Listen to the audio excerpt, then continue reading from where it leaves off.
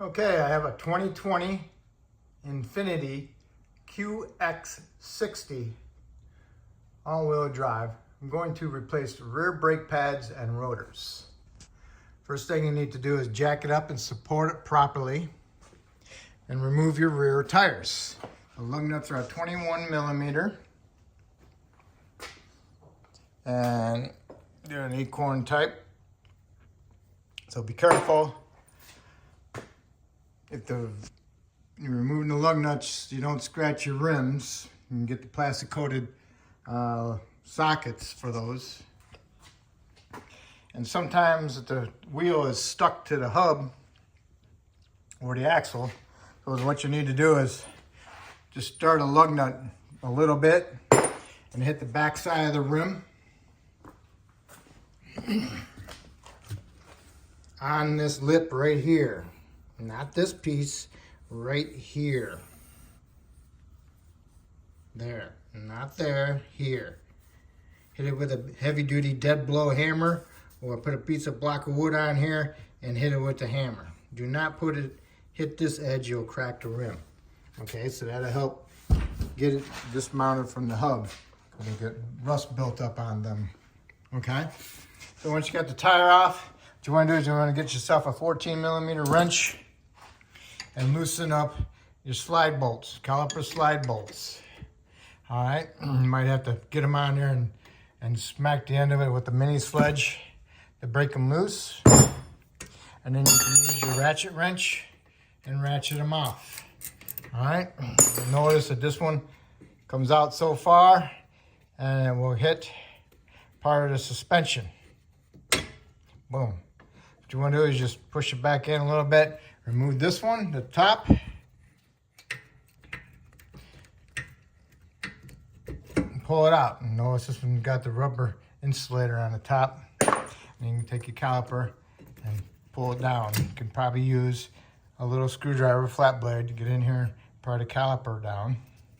See, now it's still like that, so still not going to get it out. So next one, what you want to do is remove your caliper bracket bolts. There's two of them, one here and one there.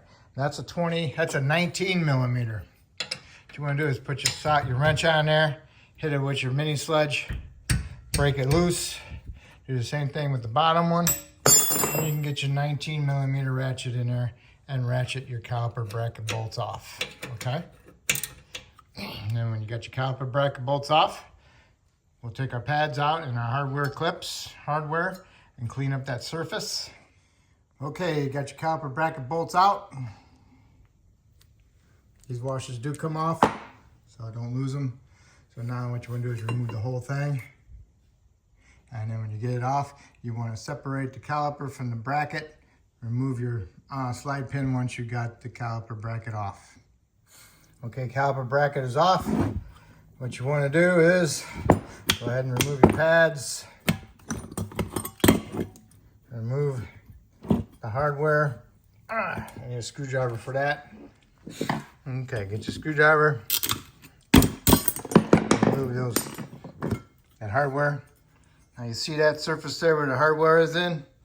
It's all rusty. You need to clean that up, top and bottom.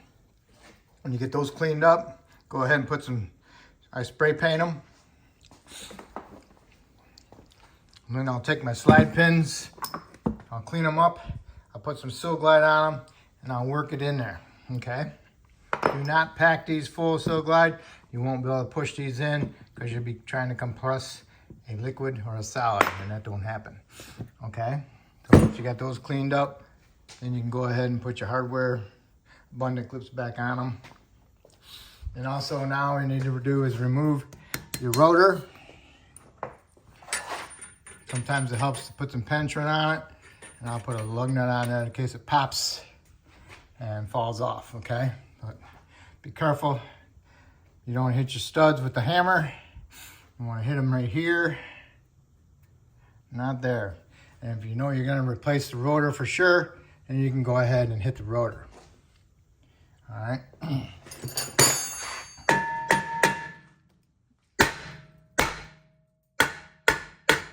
right, broke loose.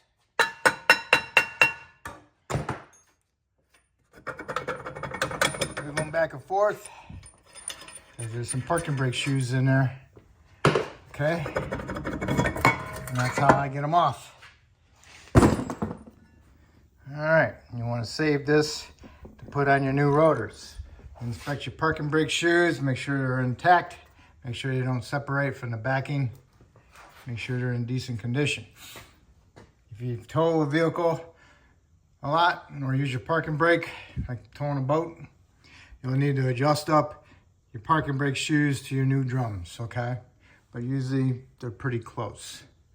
So what you want to do is when you go back together with your new rotor, you want to feel it out, you want to pull it out, just turn it a little bit. One way expands it and one way shrinks it. So just be careful which way you go and don't go too much. All right, so now this is the hub, axle hub. It needs to be cleaned up. This one's pretty clean. If it's full of rust, you need to clean it up and get it nice and shiny. And then what I'll do is I'll put a fine layer of anti-seize on it, and then that'll help prevent it from bonding on there and rusting up in the future.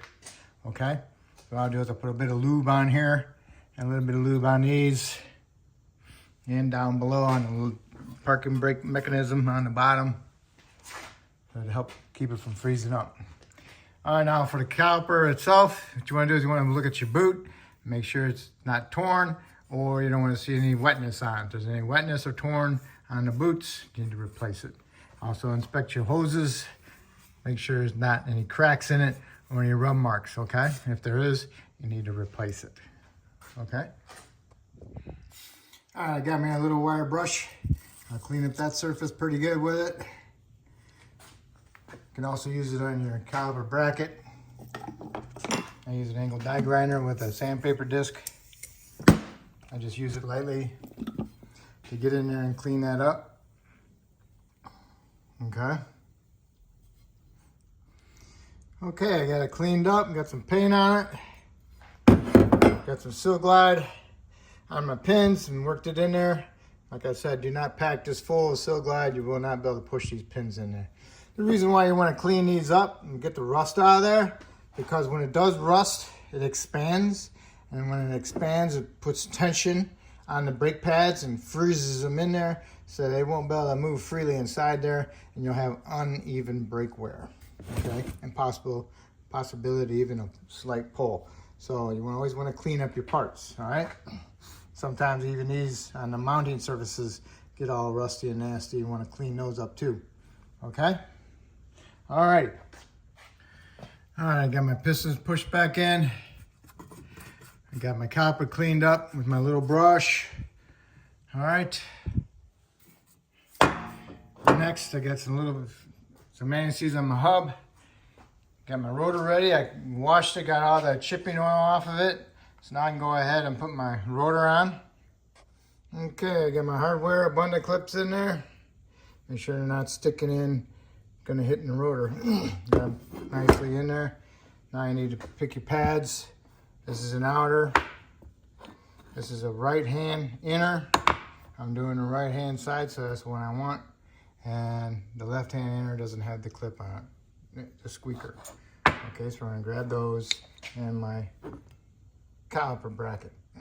Okay, you want to stick your plain old bolt slide pin for the caliper into the lower bolt hole of the caliper, and go ahead and get it pushed into the lower of the caliper bracket. And then once you got it pushed in there, then you can go ahead and mount your caliper bracket with the caliper hanging off the side of it. Basically like that. And also what I do is I put a little bit of anti-seize on my threads right here, just to help keep it from rusting up in the future. Because that's one of the points they do, is they rust up really good and then they snap off when you're going to do your brakes, okay?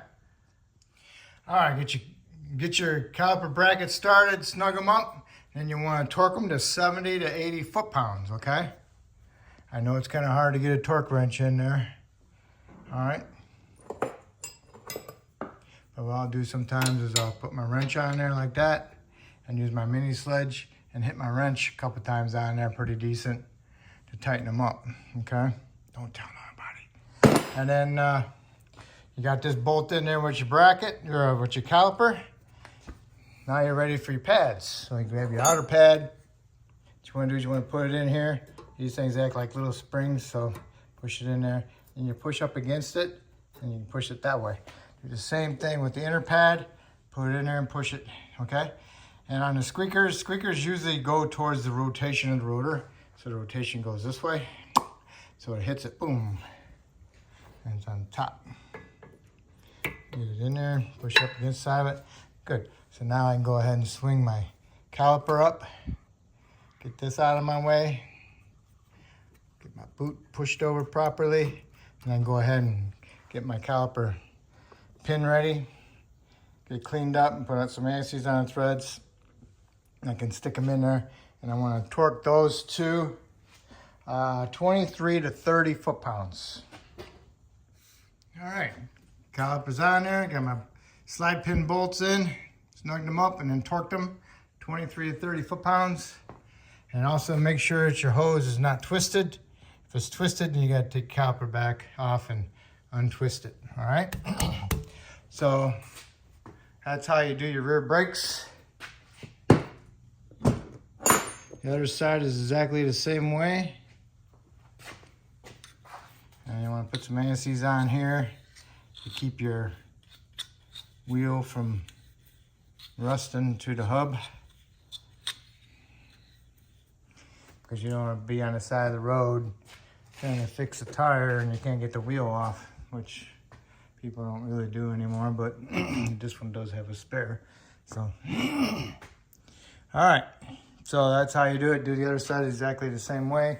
And then you want to put your tires on. You want to torque them to the factory spec.